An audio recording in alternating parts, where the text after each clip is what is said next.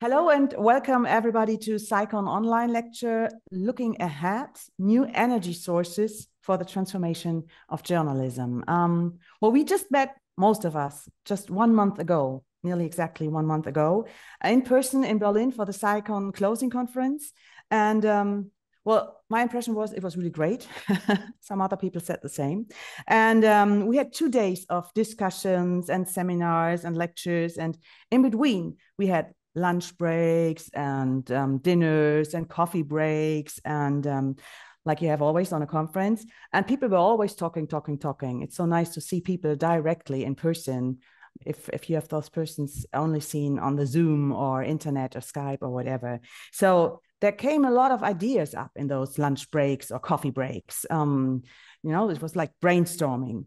So that's why we are meeting again today, briefly before Christmas, to collect ideas and to harvest ideas and to brainstorm, just to get some concrete ideas to how to go on to save journalism.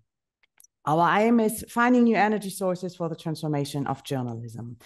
Many of you have been at this conference. Many of you know each other. That's why but not everybody who's listening today. So I will introduce our speakers, but only briefly because most of you know each other. And I will start with me, myself, and I. My name is Christina Sartori. I'm a member of the Science Press Conference, WPK, and I will moderate the session. And we have also there Jonathan Heawood. He's Executive Director of the Public Interest News Foundation. Nancy Gibbs is Director of the Shorenstein Center and Professor of the Practice of Press Politics and Public Policy at Harvard University in Cambridge, USA. Anya Schiffrin is Director of Technology, Media and Communications at the School of International and Public Affairs at Columbia University in New York, USA. Ida Willig is Professor of Journalism Studies at Roskilde University in Denmark.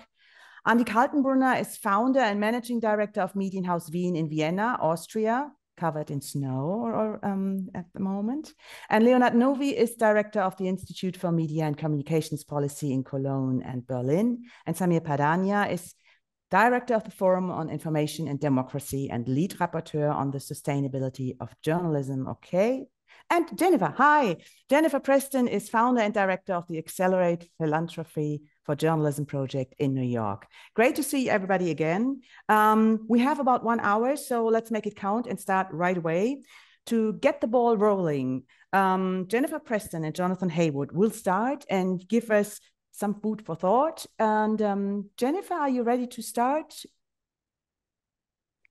Sure. Okay, go ahead. Sure. May I share my screen? Yes, certainly. Okay.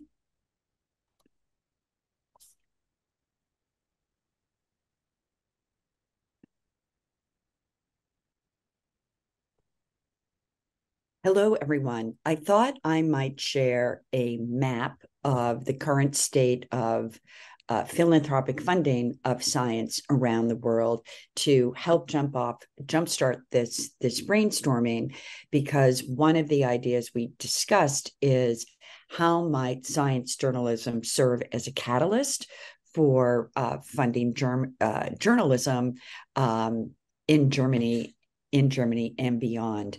So what I'm going to share with you today is a map that is put together. It's a global map that is put together by Media Impact Funders, which is a philanthropy serving organization in the United States. So by that, I mean it's a membership organization that serves foundations, family foundations, private foundations, local place-based funders, and wealthy individuals, high net worth individuals who fund journalism or want to learn how to fund journalism.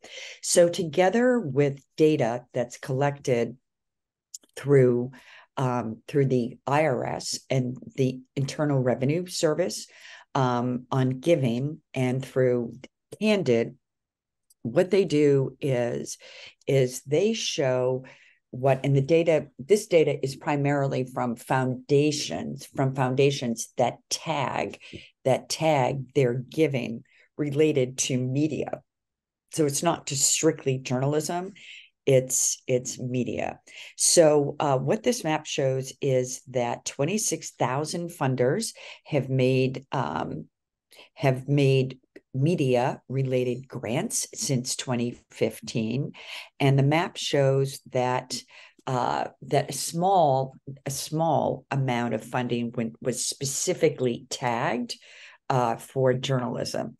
So you can see most of the funding is in the US, but there is funding, of course, in Europe and in the global South.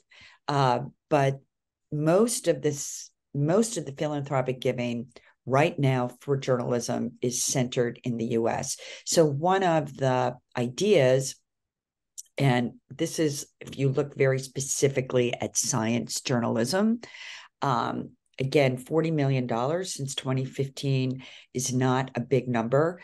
And these were the grants that were specifically tagged science. So there were 134 grants and 59 funders and almost $40 million. And most of the grants that were tagged science were in the US, but there were a few in Europe.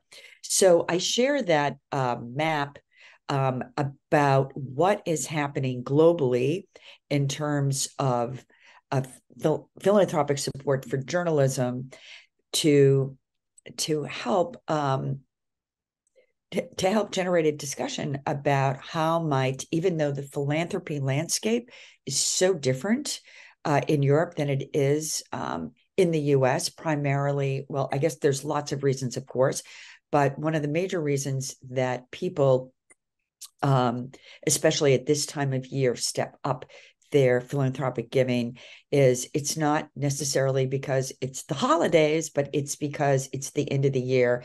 And in the US, most people are able to deduct from their taxes their charitable giving. So there's a real tax incentive in the US for charitable giving. And these were just a look of the funders of the private foundations that are making the biggest investments in science journalism. So again, just to jumpstart a conversation, how might some of the science funders in the US, some of them, such as the Gates Foundation, of course, are global philanthropic supporters, but how might they be engaged? And here's some of the other data about some of the other, and here's some of the organizations that are now supporting science journalism.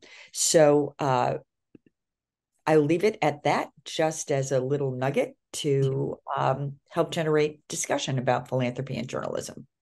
Perfect. Thank you very much, Jennifer. And let's just go directly to Jonathan. Thank you, Christina. Hi, everyone. It's very nice to see many of you again. I think I agree, Christina. I think we had a really great time in Berlin last month. It's funny, you know, we all went our separate ways, and here we all are once again, little faces on a computer screen, when for those happy 2 days, we were like human beings in rooms talking and eating food together. Now, I think I said something in passing at the end of the final session in Berlin about the importance of actually talking to the public about our concerns and our priorities for science journalism in particular, but I think other kinds of important journalism as well. So I think I'm the victim of my own mistake, and that I said something offhand, and now you've asked me to say a bit more about it. So I will share my screen. Let's see if I've actually got anything to say. There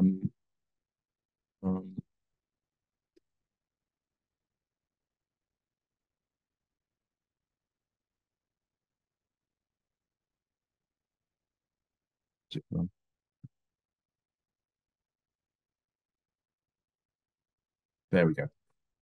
So, citizen dialogue. Just very quickly, for those of you who weren't in Berlin, just to explain my organization, the Public Interest News Foundation. We're based in the UK. We're a charitable foundation, only about 3.5 years old. We believe everybody in the UK should benefit from great journalism that speaks to them, for them, and with them.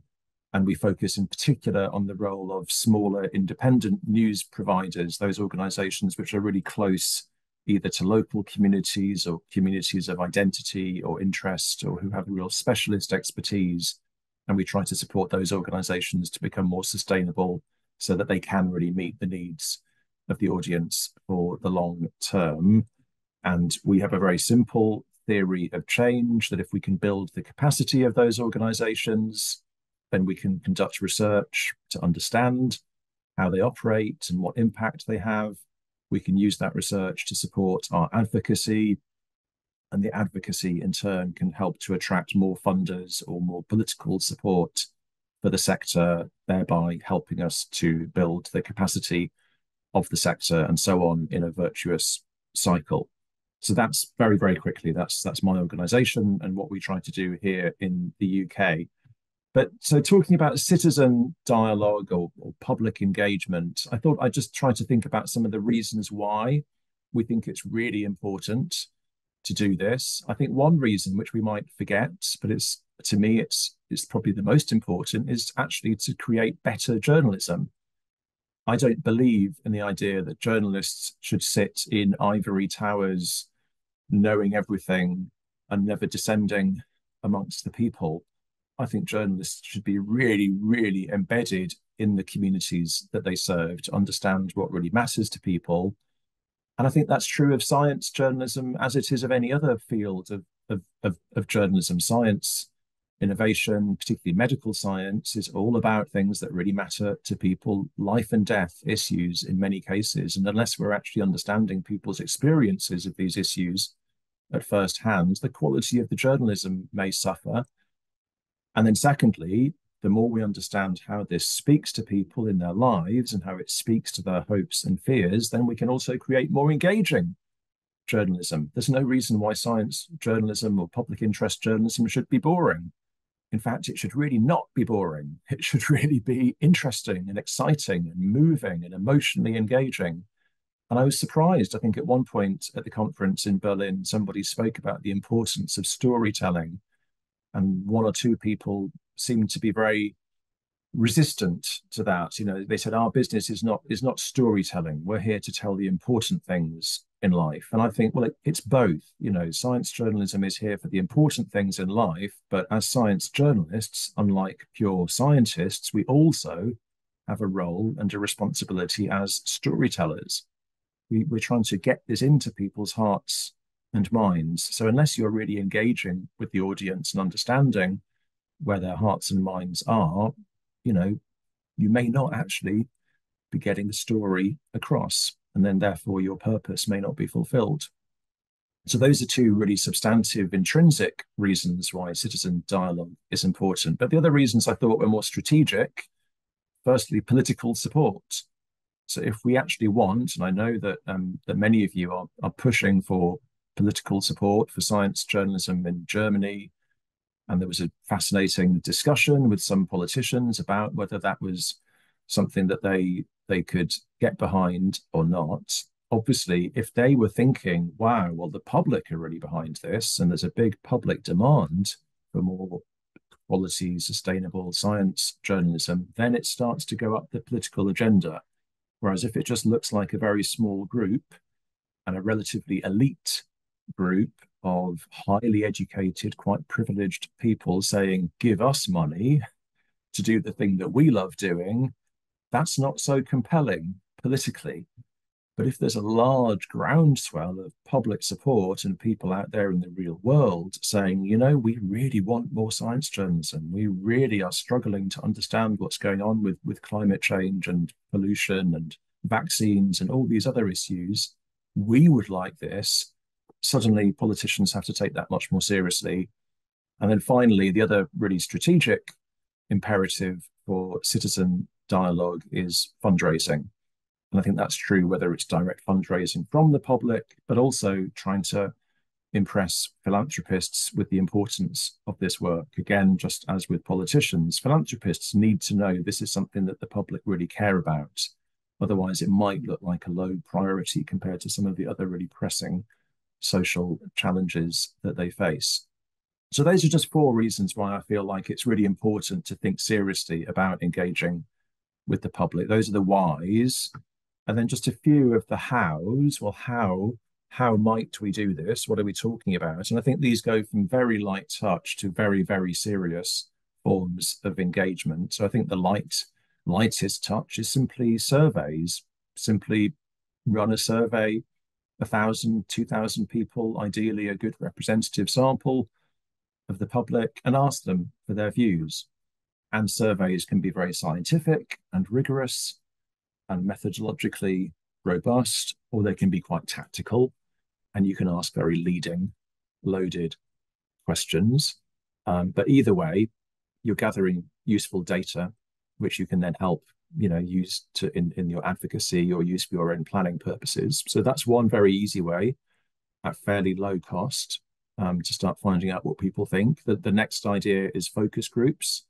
So more expensive, more intense. You work with a small number of people, but often you have much richer and more revealing discussions, and you might start to find out if you think that there are challenges to public support. If the public are saying, well, actually, we're not very interested in science journalism, then you run the focus groups and try to understand, well, why is that? And maybe you find out people say, well, it makes me feel a bit stupid because I didn't do well at science at school, so I don't read these stories, I don't understand them, or it's not for me, or I don't know, whatever. But you don't know until you've asked the question, had the discussion, what the barriers might be. Maybe you find something much more positive.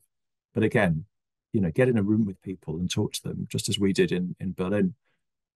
Then there's more strategic forms of engagement where you think you know what the answer is and you want to tell the public. Awareness raising. You run campaigns. Look what we helped you to do. Look what science journalism did, how much it supported public health during the pandemic, or how much it can help people campaign around climate change, etc. Then there's crowdfunding. And the great thing about crowdfunding is I think it always does 2 things at once. If you run a crowdfunding campaign for a particular project, A, you raise money, but B, it also has public awareness raising benefits as well. And ideally, if it's a successful campaign, people start to share the campaign between themselves in a way that's much more effective than you doing it in a top-down way. So that can be very productive. Then there's what I would call stakeholder forums. I suppose this is a bit like taking a focus group, but going much deeper and actually getting people together from across a community to think seriously about how they might all work with you on the solution.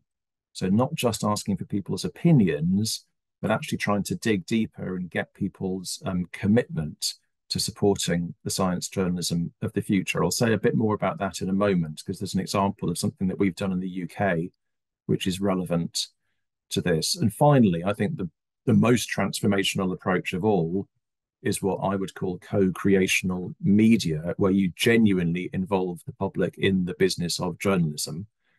So you think about organizations like Bellingcat, which investigates war crimes in Syria and Ukraine and elsewhere, and does so by involving thousands of members of the public and looking at YouTube footage and looking at satellite imagery and comparing all of this data and actually seeing things which one journalist sitting in an office in London or Berlin can't see. And when you do that kind of deep co-creational media, you immediately have public support, because by definition, you are the public, you are the collective working in that way. And I think there's a huge untapped opportunity to think about how science journalism could take more co-creational forms rather than the old-fashioned, rather kind of elite, I'm the expert, you're the passive patient or member of the audience. So just to say a little bit more about stakeholder forums, and then I'll finish and we can have some discussion. So this is a project which we ran in the UK, and I must say Samir Padania, who's also on this call, designed the project and ran it with me, and I was involved, but Samir was at the heart of this project. So I'm hoping that he can say a bit more about it in a few minutes. But very briefly, this was about local news. So our focus here was not science journalism, but I think some of the same issues could apply, and some of the same techniques might be useful when we're thinking about science journalism. But we were concerned about local journalism and understanding what people's experience of local journalism was and how they might help to build solutions. So we went to 6 different places in the UK, very different places, big cities, small towns, England, Scotland, Wales, and Northern Ireland. And we engaged with a real cross-section of stakeholders, people from the public sector, the private, and the voluntary sector. And in each place, we got people together for a half-day workshop to really dive deep into their experiences of local news, what they remembered about it from the past, what they liked about the present, what they don't like, what's missing, and what they thought the future should look like. And then we really talked about what could you do? You're a local business, you're the local council, you're the local education college. You know, is this someone else's problem? Someone else is going to solve for you? Or actually, maybe is there something that you can do? You can provide funding or advertising, or you can think about a way of having your young people involved in internships and apprenticeships with local news outlets. You could provide space. If you're the local council, you could be a lot more supportive of the local news outlet and make a commitment to answering their questions properly, and so on. So many ways in which people could be doing a lot more to create a more positive ecosystem for local news. And then each place we distilled the key ideas into a local news plan for that area, setting out those priorities and challenges. But the process itself, so it resulted in a plan, which was a clear output, but at the same time, it also revealed so many insights into people's views and beliefs that they really want local news to be truly local. They don't like it being parachuted in from a corporation thousands of miles away. But it confirmed that local news providers are really struggling to meet that need, but local stakeholders are keen to support local news of the future. They just don't know how. Well, they didn't know how. What we're now doing at PINF is we're using the plans as the first step towards actually creating local news funds in those areas. We've got the very first one about to launch in Newry in Northern Ireland, very important town, the home of the Jennifer Preston family. And that's where, so we're taking all of these insights and enthusiasm, but actually putting some money in the hands of the local people so that they themselves can decide how best to invest that in the future of local news in their area. So I hope that is useful. Just a few thoughts really about, I think, what public engagement might look like, what it might achieve, and where it might take you. Great. Thank you both, Jennifer and Jonathan. Many points. I do have several questions, but of course, first it's your call, whoever's here today, to ask or to add something. I hope I do see everybody. Raise your hand or just wave. Let me see. Nancy, you're waving. Right. Just go ahead. I would just love to pick up something Jonathan said. I think that I've been wrestling with a lot that's really important, especially in thinking about science journalism, which is that is for us to try as hard as possible to be platform agnostic. This goes for local journalism too, but your imperative about to not be boring, Jonathan. I think it's so easy, especially when we're talking about more complex issues, to think that this requires text, and this requires text at length. And that if we're only communicating with other people who are very scientifically literate and engaged, then maybe, long, detailed, text-based delivery is the ideal. But I think the pandemic was just the latest lesson that to really have an impact that I think we want it to have, we really need to be creative about every different, this goes to storytelling, but just format, including, interactive formats and games and videos of different lengths and all the different ways of communicating information. Because if science journalists aren't experimenting with those different formats, then they are relying on more general audience journalists to be the translators. And I'm not sure that that's a responsibility you want to cede to any other entity. I'll quickly jump in, Christina. Yes. Because this reminds me, Nancy, it's a really great point. The conversation I was in last week where people were talking about TikTok and the threat of TikTok and all the sources of disinformation and misinformation on TikTok. But then someone said, but there are also amazing storytellers on TikTok. And if journalists simply say, well, we stand over here and TikTok is over there, then we're just letting go of all those audiences and we're allowing the disinformation people to own that territory. But on the other hand, journalists may not be very good at TikTok. Like, we have to accept the kinds of skills that got people into journalism may be different from the skills that make people into big million follower influencers on TikTok. So then the challenge seems to be, can we work with those million follower influencers on TikTok and provide them with the knowledge and some training and some oversight or whatever, some way of actually getting really quality information to their outputs, because they are very, very good at what they do. Yeah, definitely. And that's a two-way process too, which we're working on at my center, which is both what are the skills and capacity building we can do to help influencers, but also what can journalists learn from them about building trust with audiences, which we know from all of the research, especially with certain age groups and in certain populations, they have been more successful at than traditional journalistic entities have. So you showed different ways of Jonathan and Jennifer too of getting support for journalism, science journalism. Jennifer, you showed several foundations.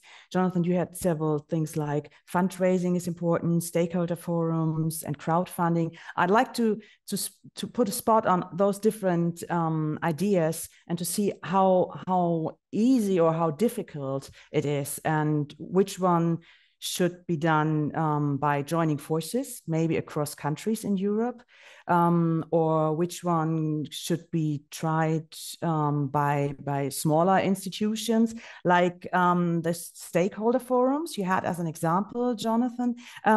How did you get those stakeholders? I mean, did you approach them? Did you call them directly? How did you do this? Yes. Yeah, and I can, if Samir's here, he can say a bit more. Yes. But briefly, in each location, we first tried to identify a really trusted partner.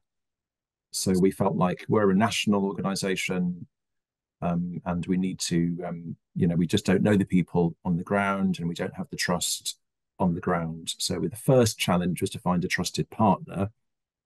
And then working with the partner, they could then help us to identify between 50 and 100 stakeholders in each community.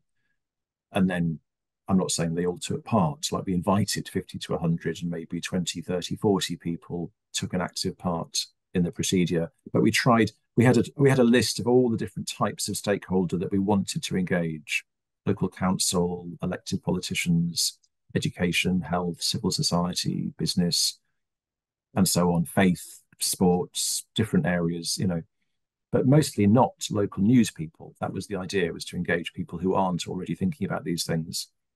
But the crucial thing was to have at least one key partner who could open the doors. And was that a business partner, or was that an institution, or what could you describe? It was usually it was either a civil society organization or a news organization. Okay. Mm-hmm. So the kind of people who know everyone. That's what you need. Players. I don't know how to call them in English. Yeah. Jennifer, you mentioned that, I don't know whether now or in our discussion before this session, that you are also helping journalists, teaching them how to get funding, how to ask for money, or journalism institutions. And I think that in the US, there's a lot more philanthropic funding than in Europe, or at least as in Germany. I think we are not as experienced in this field, in this area, like people in the US. This teaching, do you think this could be translated directly for European journalists, or would we have to change things because things are different in Europe? Could you please elaborate a bit? Sure. So in the US, I'm a coach in the Lab for Journalism Funding, which is supported by the Google News Initiative. And it is it's managed, it's run by the local media association. And since it started at the end of 2020, the lab, more than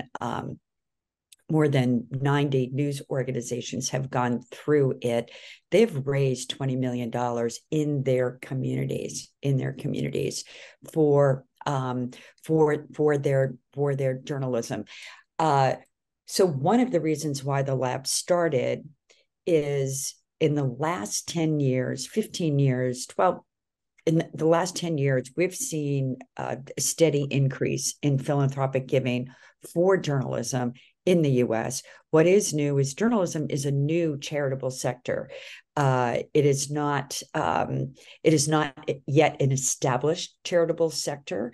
It is still new. So there needs to be education on both the supply side and the demand side. So we need more newsrooms to understand how to seek philanthropic support for their work.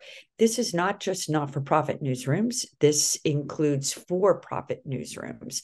And one of the things that Jonathan said, which is so important, and it's one of the major findings of this work in the Lab for Journalism Funding, is when journalists have to position their work for philanthropic funding in a community at the local level, it often makes the journalism better. Why? Because newsrooms, again, I spent 30 years in a newsroom, so I understand the mind of a journalist. And I was trained. You do the reporting and you tell the public, we will tell the public what we think is important. But one of the important shifts that has taken place, and local philanthropy has helped fuel this, is increasingly newsrooms see the value and importance of, as Jonathan said, engaging with members of their community, creating journalism for them, with them, not just separate and apart. So I think that there is opportunity on both the donor side to increase philanthropic giving for journalism, for science journalism, for local journalism globally. And obviously, there are a lot of markets where that's not going to work, obviously. And I do think that in the same way that many established newspapers, especially in Europe, have learned to shift away from dependence on advertising to an audience-focused strategy. I'm thinking of the table stakes work that we developed in the US that I know is being deployed at newspapers, major news organizations around Europe. That strategic shift, and the Financial Times has done a lot of consulting in this area towards audience focus. So a lot of news organizations understand that their revenue stream is going to be subscriptions, and the opportunity for news organizations in Europe and around the world is to add philanthropy as a revenue stream, because we're all, this conference is about like saving journalism sustainability. We need multiple revenue streams for journalism to be independent and to flourish, and we need most of those revenue streams involve engaging people. So one is subscription based, that does seem to be working for some news organizations, but another opportunity is membership, donations, and major donors and private foundations. You talked about the campaign in the US. The principle is matching foundation. I think News right match. word. Yes. Yeah, right. So could you describe this in one sentence? Sure. I would need 10. And your idea, what do you think? Would this be possible in Europe too? Sure. So what Newsmatch is, it's a national pool of dollars in the US. So multiple foundations contribute to Newsmatch. And what Newsmatch does is it helps individual news organizations in the US. It's nonprofit organizations that belong to the Institute for Not-for-Profit News. And it matches the individual contributions and donations that individual news organizations collect as part of their end of the year charitable campaigns. It has proved to be enormously effective because the research shows when any charity is campaigning and says, if you give us a donation, someone else will match it or double match it or triple match it, they are more likely to get that donation. And the reason why individual donations are key to the strategy of many organizations in the US and could be in Europe is they become recurring donors, like subscribers, but they are members and donors because they have a closer relationship and care more deeply about the news organization. And then what we have found is that has unlocked major donors from that pool, and bigger donors. And it's become a source of recurring revenue. That's essential for journalism. Mm-hmm. We need recurring revenue. Mm-hmm. Okay. I'm always checking here all your pictures, but if anybody wants to say or to ask something and I don't see him, just jump in. Right. Anya, hi. Hi, good morning, everybody. Wish we were in Berlin. That was so much fun. Yeah, I was just wondering, when you think of all of the member-funded European outlets that already exist, I was wondering whether the German colleagues in the room have talked to them. Some of the most robust ones are clearly in Germany, and whether you like to partner or what kind of lessons learned from what they're already doing. You know, is there appetite for another member-funded outlet in Germany? Like, what's just your sense of that landscape, given the helpful comments made by Jennifer about membership and subscription? Good question. I have to give this to the audience. I think, sorry, I'm just. Hey, Anya, go ahead. Yes. Sorry. Yeah. So I think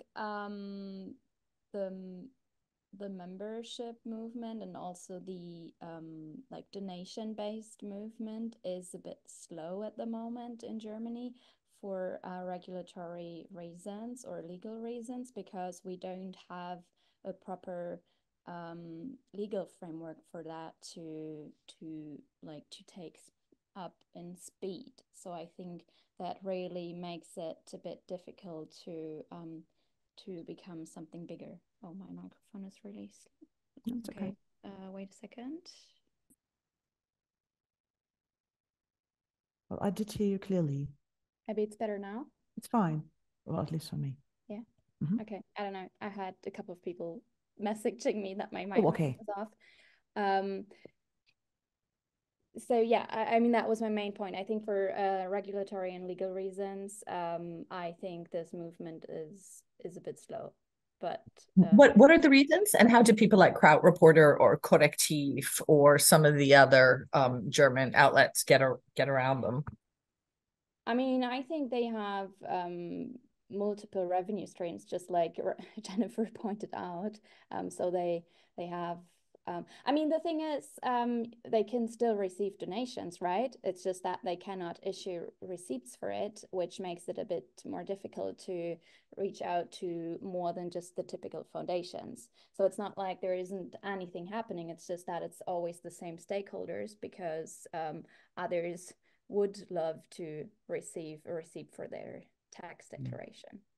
So Korrektiv, Krautreporter, like, I mean, membership model, yes, they have that, but then donations is another part. So it's a mixed model, but I don't see many newcomers in the field at the moment. I also rather see, like, especially in local journalism, I rather see, I mean, there aren't many local journalism projects in Germany anyways. I would say it's like maybe 6 to 10, and then 3 of them are struggling very much right now. So I think it's a bit of a tough time.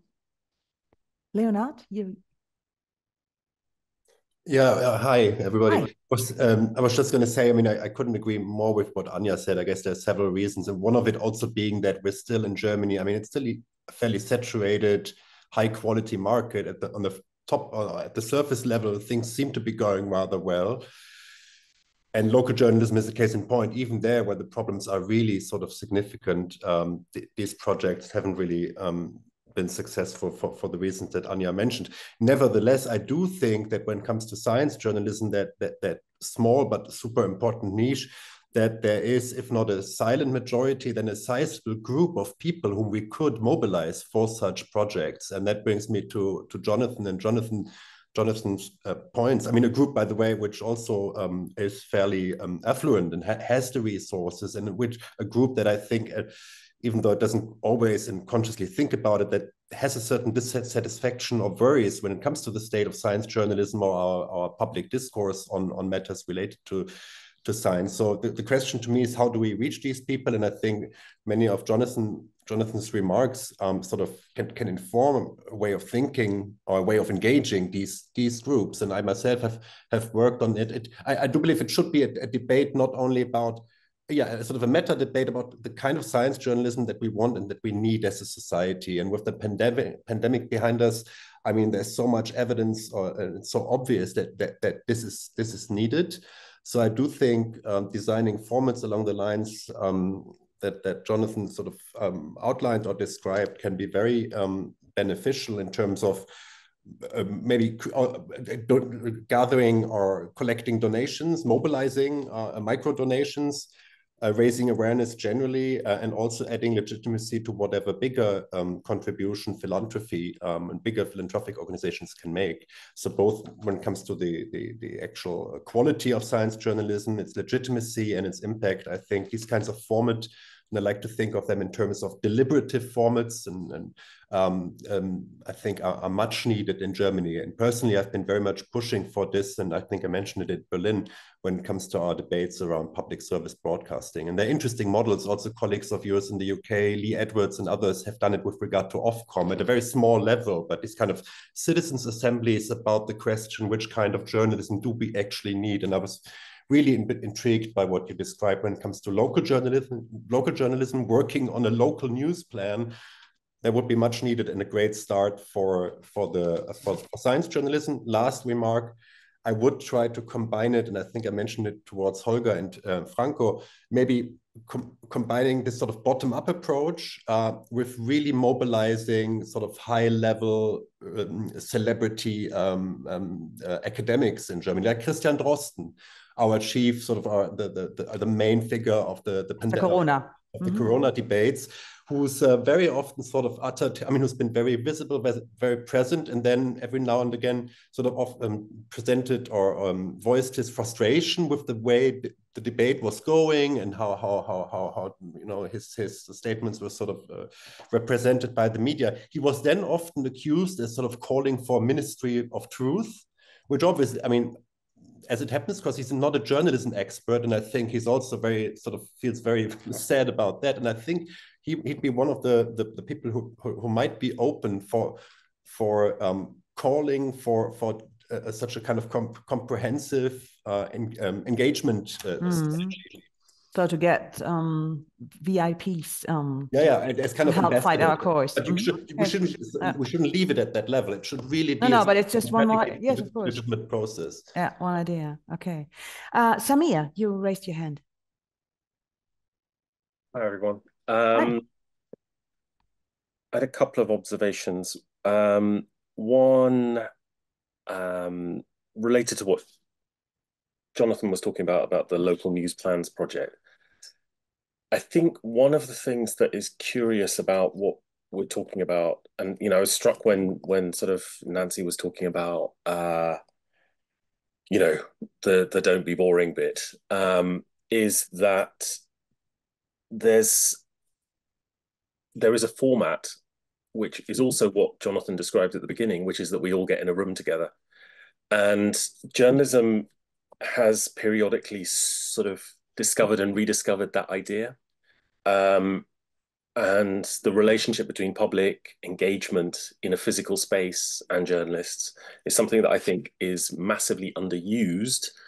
And I think around, if you wanted to use the word embedded or embodied, that's kind of what I mean, that, when you're doing something, whether it's, and I think when you look at the sort of deliberation thing that Leonard just talked about, I was struck by when I was at the non-profit news festival in Berlin the month before the SciCon event, there was a big nexus between the local democracy initiatives, for example, where Deutsche Bahn would hand over a building, a disused building for 24 months and say, to a community and to a social enterprise and say, okay, what can you make out of this? Some of which might involve some journalism, but others, might involve vegetable growing. It might involve yoga. It might involve, tango classes. I don't know, but things that relate to people who are in a place together and are facing common challenges in that place. And I think that there is something that journalism has not yet cracked about that. And I think given the pandemic and given all the other stuff that everyone's talked about, there is something in the nexus between, health services, all the other, public services and things like that in a local area that I think is part of that bedrock of what science means in people's daily lives. So I wonder whether there's something that you need to look at, maybe in one or two Länder, where you could do a controlled experiment, if you like, where you could work with people who are already doing democratic renewal at the very local level, who are already doing things through corrective, and then it's just a matter of joining the dots, if you like, from a sort of science journalism perspective and the relationship with society. So look a bit outside, not only ask journalists to join the forces. Yeah, no, 100%. I think if you look within journalism, you will always be chasing your tail. If you look to other sectors, one, you're building a broader alliance, and two, you are more likely to be visible to a wider range of people and more relevant, in theory. And I think the other thing that's happening a lot is, and I'm involved in some conversations about this, is what's happening at the city level. So literally at the city level. And again, I think that's because these are seen as very containable policy environments, but they're also ones in which there is money flowing around and there are businesses and there are places and there are asset holders. And then a couple of other things that I sort of observe. One question, just for understanding, cities, do you think only big cities are worth general city? Okay. I mean, and as Jonathan was saying, we looked at very many different scales of places. I think for us, for what we're trying to do, local. Yeah, it's more local than that. But if you want to operate at for example, in Manchester, we struggled a little bit, being honest. It was more difficult because the scale of that place, it has multiple layers of governance and things like that. It's like a really complicated place to work. So you have to break down, for the kind of work that we're doing, which is very, very grounded and very embodied, you need people to be in a place where they might encounter each other accidentally. When you're working at a sort of city level, I think what you're able to do is something a bit more with, maybe even with authorities at a higher level. A couple of other small things I wanted to mention. One is events that, people talk about sort of live journalism, and often it's in a very commodified form, or a kind of product produced form, and that can be very valuable. But there are also very participatory forms of doing journalism in public space. There's been there's a long sort of history of doing these sorts of things, and I think that's something that has been underused in citizen science projects, for example. There hasn't been that much relationship between citizen science and journalism. Wellcome, who Jennifer mentioned, used to do a lot of this. I actually accidentally helped them shut down their journalism program by advocating that they should expand it. And they went, oh God, no, let's shut it down. So I apologize to the world and posterity for that. And then the last thing I was going to say is that, well, there's two little things. One, I think, around membership and things like that, we have to keep remembering that this is a very, very, very deep economic and cost of living crisis. So when you look at the actual figures, it's still pretty poor, in terms of, the mix of what people can afford and even whether the market can bear more membership-based media, I think is a moot point.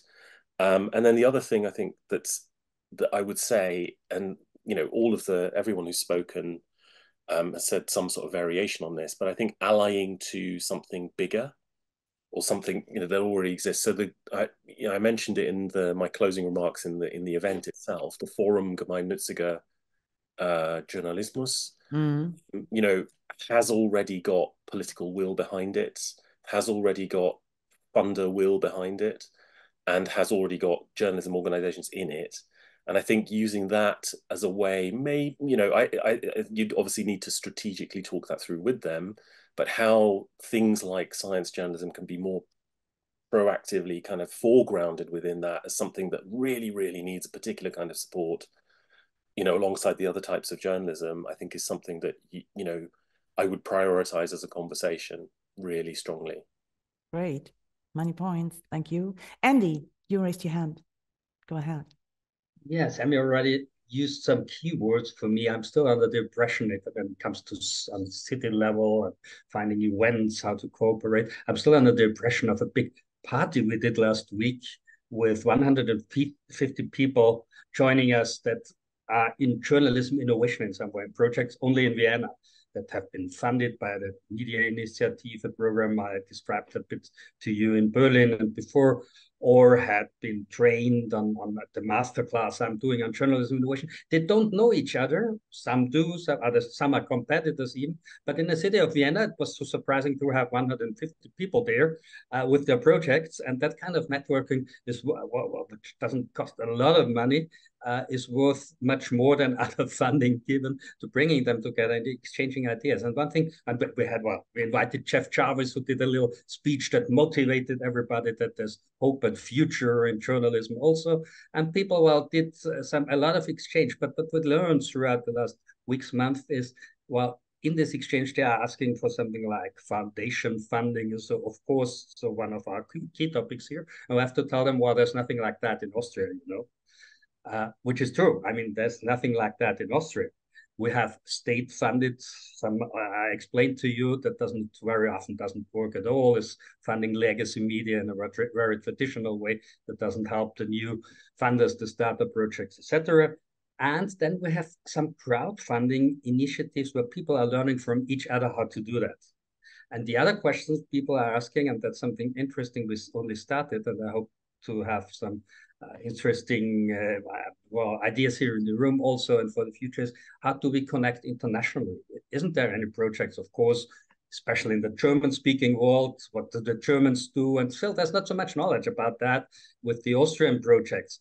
And while we have some of it and we connect dots and connect people some now and then, but is there a forum? Is there something where maybe one or the other of the German foundations at least would be, if we do a project, would be something for Austrian journalists also. Well, maybe even some of the international ones, the American ones, or wherever from. So people don't know very much about what's going on internationally. I think that will be, that will be a key point to develop that on a local level to give international connections.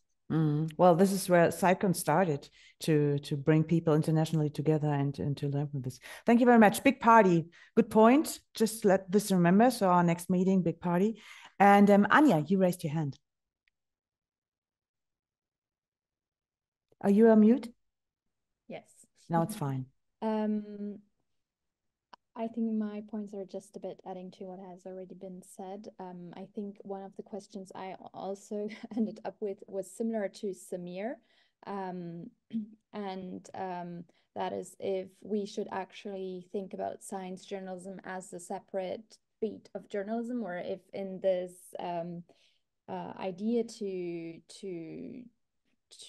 get sustainable journalism if it would make more sense to build alliances with other movements. But I think the difficulty I see currently is how to make sure, and I also see that in other countries, by the way, but how to make sure that we don't get too fragmented in this discussion, because I mean, yes, we have the Forum Gemeinnütziger Journalismus, we have all the different foundations, which is nice. I mean, that means there is probably enough money, but it also means that everyone, at least that's the feeling I have at the moment, is that everyone tries to come up with something themselves instead of joining forces, because obviously it also builds a bit I mean, for foundations, I guess it's good if they're like, okay, we were the first to do this, we had this idea, and then like Publix, I mean, this is a cool idea, but and it is integrated with others, but then it's also not integrated with everything.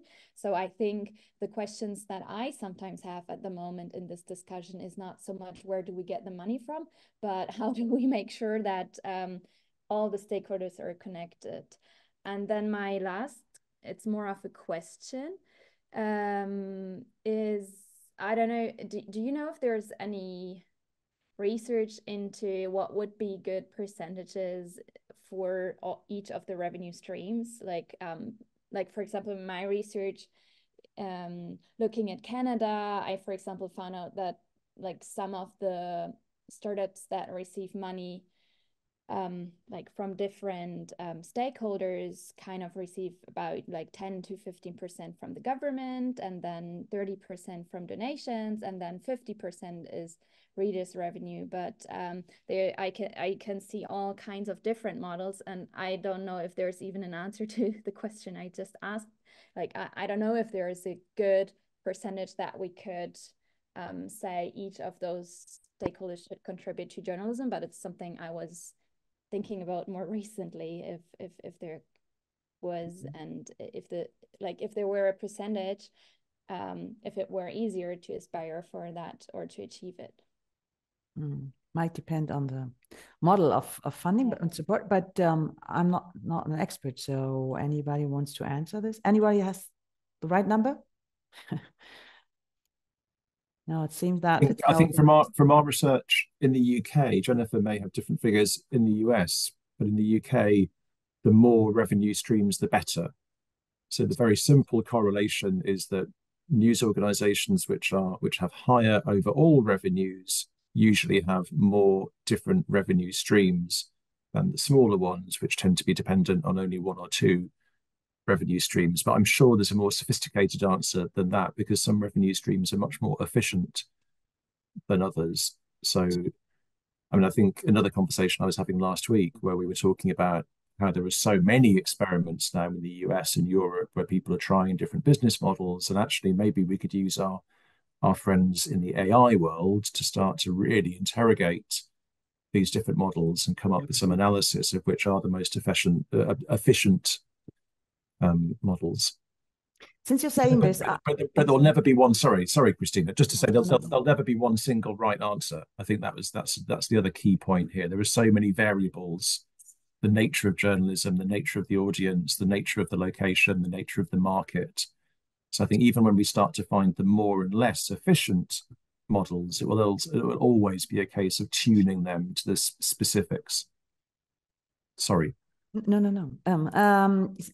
I would like to ask about crowdfunding. It's always mentioned, and I may be old-fashioned, but my feeling is that it is often named as one solution, crowdfunding. But I wonder, is this really sustainable? Does this help people for more than 1 or 2 years? Is it worth the trouble, to be blunt? Does anybody has an answer to that or experiences? Well, I'm looking at Jennifer. I think crowdfunding can be helpful if it is designed from the start as a way to build a relationship with the funders, so that so that a collection of donations, of one-time donations, can be turned into recurring revenue. That's what journalism needs to be independent, recurring revenue from multiple sources, because as we all know, editorial independence is vital, and in multiple sources is the way to do it. So again, crowdfunding, great, but how might it be designed to ensure that you can get that same level of funding and build on it in the following year? Mm-hmm. So is it my impression, or is it it's always coming back to the public support? Whatever you do, you need the public support. Even if you go to a philanthropist and ask for support, but if you can show that the public really wants you or needs you, that will help you a lot. Well, I think, as we all know, Google and Facebook have destroyed the traditional revenue stream for many news and media organizations, and that is advertising. That is what has fueled independent journalism for in many parts of the world for many, many years. And that's gone. These are trillion-dollar companies that are paying out paperboy tips. There is nothing worse than a paperboy tip, when defined as when the tip that you would get for delivering the newspaper was always teeny tiny. And that's what news organizations are getting, and that's what Anya's very important research has shown. And it has to be a much bigger number if the technology companies are going to be held responsible for the content that they use to fuel their trillion-dollar businesses. Okay, one other idea that came up in one of the lunch breaks or whatever at the conference in Berlin was we should have the SciCon meeting more regularly. It was a one-time event and it was great. And do you think this might help to join forces, to forge alliances? It doesn't have to be every year, but maybe every second year, or would this help journalists in the US and in Europe to learn from each other, or even to learn how to teach journalists to get more funding or whatever? What do you think? Not everybody has to answer right now. You can think about it, but I can start. I'm really interested to hear what others. This seems to me the short answer is yes, but I think it has to be married up with the other points that people are making on this call. If it's just a small group of us who already believe in the importance of journalism and science journalism, then it's very nice for us to get together and eat currywurst, open the audience. But it has to be a bigger. So not necessarily. There are many different things, and you have to do each thing well. So to try to marry lots of different objectives in one forum may go wrong.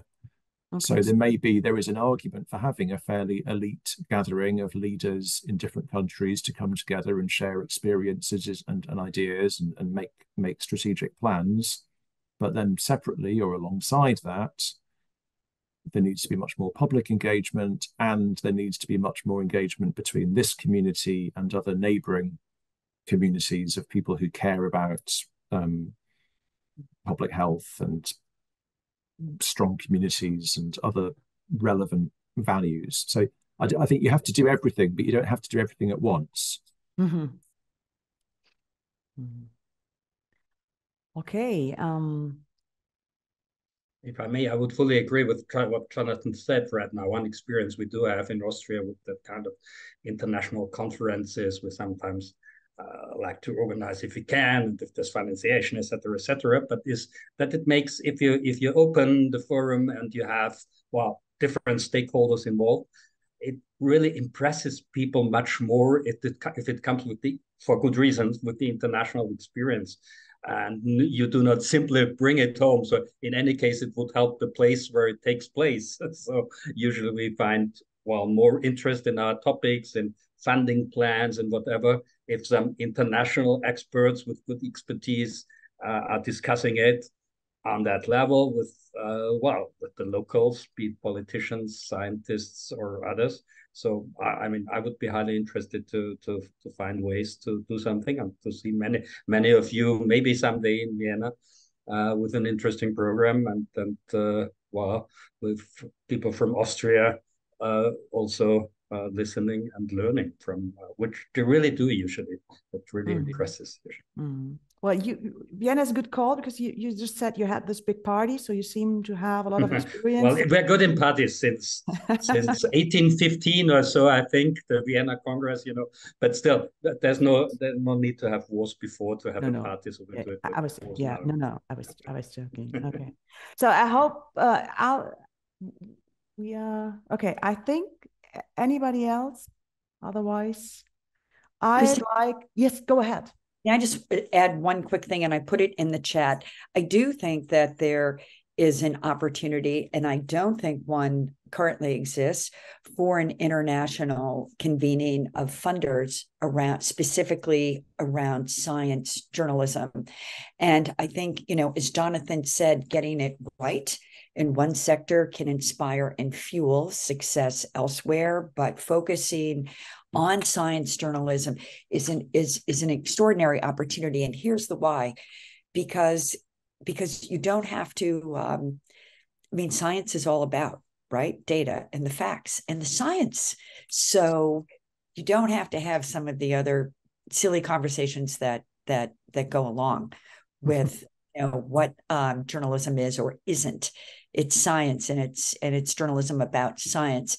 The other thing is that increasingly, one of the biggest areas of growth for single topic funding is climate change, is the environment. And that touches all aspects of science. And a lot of money is going to be pouring in, but it doesn't know where to go. It doesn't know where to go for climate change. So how might science journalists lead that conversation about where the funding should go? So I do think that there is an obvious potential next step. Good. Very good last words, next step.